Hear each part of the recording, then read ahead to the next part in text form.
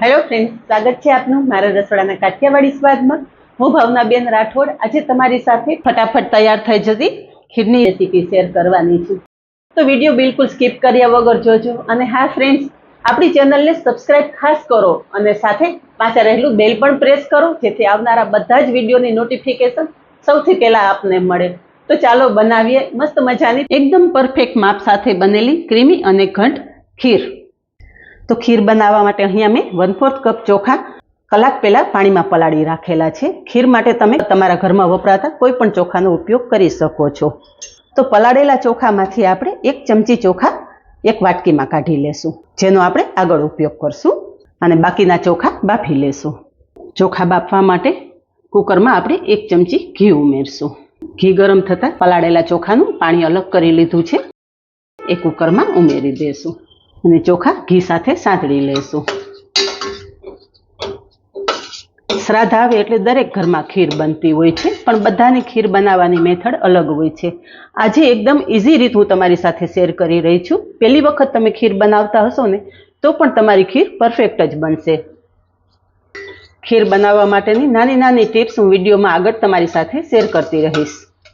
ચોખા થોડા ઘી સાથે સાંતળી લેવાથી ખીરમાં એકદમ સરસ સુગંધ આવશે અને બફાયા પછી ચોખા એકદમ સરસ છૂટા રહેશે। તો અહીંયા થોડી વારમાં ચોખા ઘી સાથે સરસ સંતળાઈ ગયા છે, તો કુકરમાં 1 ગ્લાસ પાણી ઉમેરશું।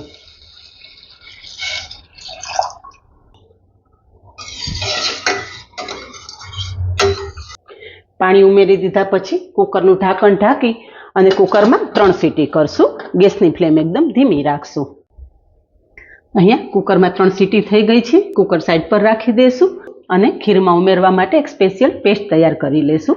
અહીંયા મેં એક મિક્સર જાર લીધેલો છે, તો પલાળીને રાખેલા ચોખા છે એ મિક્સર જારમાં ઉમેરી દેશું। આ રીતે તમે ખીર બનાવશો ને ખીર તમારી એકદમ સરસ ઘાટી અને મલાઈદાર તૈયાર થશે। પલાળેલા ચોખા સાથે મેં 10 થી 12 નંગ બદામ લીધેલી છે। બદામ મેં ઓવરનાઇટ પલાળી રાખેલી, જેથી બદામનો આ રીતે ફોતરી એકદમ ઝડપથી અલગ થઈ જાય। તમે જોઈ શકો છો કે હાથ અડાડતા જ બદામની ફોતરી અલગ થઈ જાય છે। જો તમારી પાસે ઓવરનાઇટ પલાળવાનો ટાઈમ ના હોય તો તમે 2 કલાક માટે ગરમ પાણીમાં બદામ પલાળી દેજો, તો પણ આ રીતે સરસ પલળી જશે। તો પલાળેલી બદામ પણ મિક્સર જારમાં ઉમેરી દેશું, સાથે 6 થી 7 નંગ કાજુ પણ ઉમેરી દેશું અને બધું જ એકદમ સરસ પીસાઈ જાય એ માટે આપણે થોડું દૂધ ઉમેરી દેશું। સરસથી પીસી લેશું। અહીં આપણી ક્રીમી અને એકદમ સ્મૂથ પેસ્ટ તૈયાર થઈ ગઈ છે, અને જ્યાં આપણી પેસ્ટ તૈયાર થઈ ત્યાં સુધીમાં કુકરમાં હવા પણ રિલીઝ થઈ ગઈ છે। તો જોઈ લઈએ।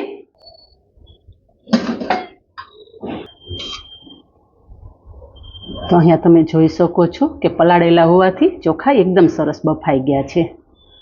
આ રીતે કરશો એટલે તમારી ખીર ઝડપથી તૈયાર થશે, સાથે વધારે સ્વાદિષ્ટ તૈયાર થશે। હવે ગેસની ફ્લેમ ચાલુ કરશું અને ગેસ ધીમો રાખશું।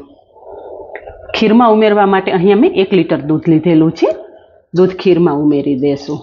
દૂધ રૂમ ટેમ્પરેચરનું હોવું જોઈએ, ફ્રીજમાંથી કાઢી અને તરત જ ખીરમાં નથી ઉમેરવાનું। બધું જ સરસ મિક્સ કરી લેશું। ખીર બનાવવામાં અમુક નાની નાની બાબત ધ્યાનમાં રાખવાની છે। દૂધનું પ્રમાણ પણ માપે હોવું જોઈએ। જો તમે દૂધ વધારે ઉમેરી દેશો તો ખીરને બદલે દૂધપાક તૈયાર થઈ જશે, અને દૂધનું પ્રમાણ એકદમ ઓછું રાખશો તો ખીર તમારી લોંદા જેવી થશે, એટલે કે એકદમ ભેગી લચકા જેવી ખીર તૈયાર થશે। અહીંયા તમે જોઈ શકો છો કે દૂધનું પ્રમાણ મેં વધારે પણ નથી રાખેલું અને ઓછું પણ નથી રાખેલું। ગેસની ફ્લેમ ધીમી રાખી અને દૂધને ચોખા સાથે એકદમ સરસ ઉકાળી લેશું। હવે અહીંયા તમે જોઈ શકો છો કે દૂધ ચોખા સાથે સરસ મિક્સ થઈ ગયું છે અને ઉકળવા માંડ્યું છે। તો આ ટાઈમે તૈયાર કરેલી પેસ્ટ આપણે કુકરમાં ઉમેરી દેશું અને સાથે થોડું દૂધ ઉમેરી અને મિક્સરમાં રહેલી પેસ્ટ પણ આપણે આ રીતે લઈ લેશું। હવે પેસ્ટ કુકરમાં ઉમેર્યા પછી આ રીતે સરસ હલાવવાનું છે। આપણે કાચા ચોખાની પેસ્ટ તૈયાર કરેલી છે। જો તમે દૂધ એમનેમ જ છોડી દેશો ને તો ચોખાની પેસ્ટ તળિયે બેસી જશે। હવે અહીંયા બધું એકદમ સરસ મિક્સ કરી લીધું છે। થોડી વાર આ રીતે કરશો ને એટલે પેસ્ટ દૂધ સાથે એકદમ સરસ મિક્સ થઈ જશે। અહીંયા તમે જોઈ શકો છો કે ખીર પહેલાં કરતાં થોડી ઘાટી થઈ ગઈ છે. અહીંયા ખીર સરસ ઉકળી જાય એટલે 1/4 કપ આપણે ખાંડ ઉમેરશું. ખાંડનું પ્રમાણ તમારા ટેસ્ટ મુજબ તમે વધારે કે ઓછું કરી શકો છો. અને 2 ચમચી જેટલી ખાંડ આપણે એક કડાઈમાં ઉમેરી દઈશું. આ ખાંડ આપણે કેરેમલાઇઝ કરવાની છે જેથી ખીરનો કલર એકદમ સરસ આવે. ગેસની ફ્લેમ એકદમ ધીમી રાખશું.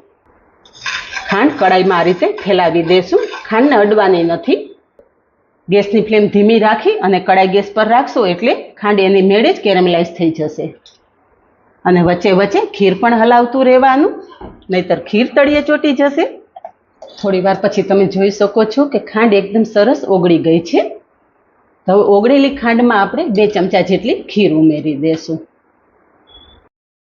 આ ખીર ઉમેરવા ટાઈમે થોડું દૂર ઊભું રહેવાનું જેથી છાંટા ના ઉડે.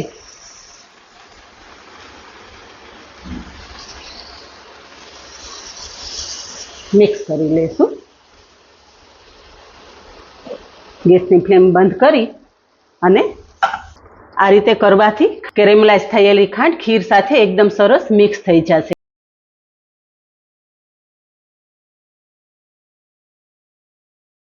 અહીંયા તમે જોઈ શકો છો કે કેરેમલાઇઝ થયેલી ખાંડ આપણે કુકરમાં ઉમેરતા જ ખીરનો કલર એકદમ મસ્ત આવી ગયો છે. અને ધીમા ગેસે ખીર ઉકાળી લીધા પછી ખીર પણ એકદમ સરસ ઘટ થઈ ગઈ છે.